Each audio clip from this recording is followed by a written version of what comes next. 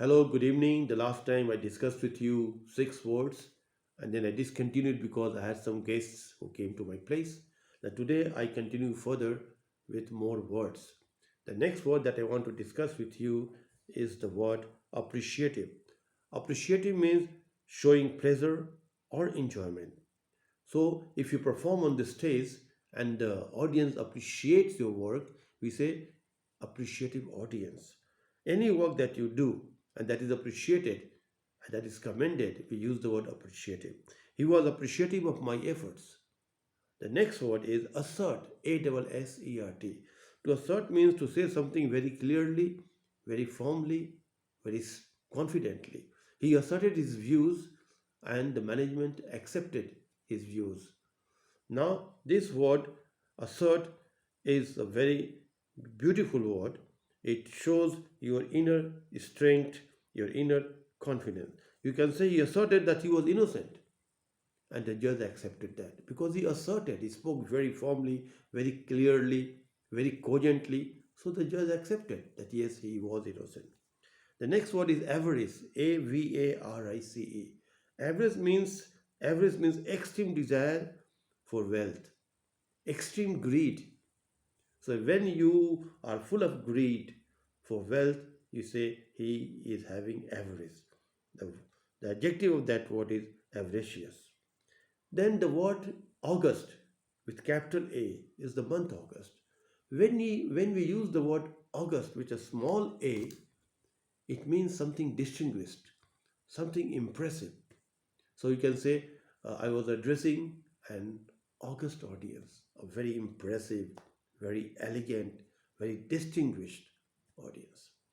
So that much with the words, and now I just want to quote a very uh, famous quotation by Thomas Gray, a poet who wrote that poem, an elegy written in the country churchyard. He says, full many a flower is born to blush unseen, and waste is sweetness on the desert air. There are places which are barren, not inhabited, not fertile, maybe fertile, but nobody's staying over there. And then maybe a plant grows over there, and then the flowers bloom, but there's nobody to appreciate the beauty, the fragrance of the flowers. So it goes wasted, it goes unseen. Full many a flower is born to blush unseen, and waste is sweetness on the desert air. So in the desert air, the beauty and the fragrance of these beautiful flowers, fragrant flowers, is wasted. Likewise, in our life, we are born in good families, families which are financially strong. We go to the best of schools, we have all the amenities and facilities, and we grow up into, you can say, very well brought up, well groomed young men and women. But there are talents even in families which are very poor. There are children in the poor segment of society who can't afford to go to good schools. They have got a lot of innate talent. They may have a lot of potentials and skills, but that doesn't develop because they have no access to good schools, facilities, and amenities. So, those who are lucky enough to be born in respectable families, financially sound families, they should make the most use of their talent and skills. Another poem I want to refer to, written by James Shirley, the title is Death the Leveler. The glories of a blood and state are shadows, not substantial things. There is no armor against fate. Death lays his icy hands on kings. Scepter and crown must tumble down and be made equal with the poor crooked scythe and spade. So, what does the poet say?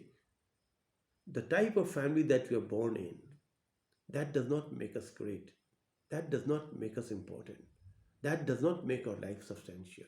The glories of our blood and state are shadows, not substantial things. There is no armor against fate. Death lays his icy hands on kings. Scepter and crown must tumble down, and in the dust be equal made with the poor crooked scythe and spade. Here you talk about death. Death is the leveler. Death is inevitable. Death comes to everybody. Death does not make any distinction between the high and the low, between the king and the slave. So death strikes everybody. Death treats everybody equally. There's no armor against fate. Death will strike the kings, death will strike the poor man. Therefore, one should not feel proud of his worldly fame and prowess. One should be humble. One should be down to earth.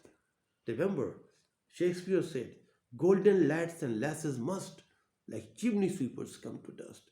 Golden lads and lasses, handsome, beautiful boys and girls, along with those chimney sweepers, those you can say very poor workers, have to come to dust, have to die one day.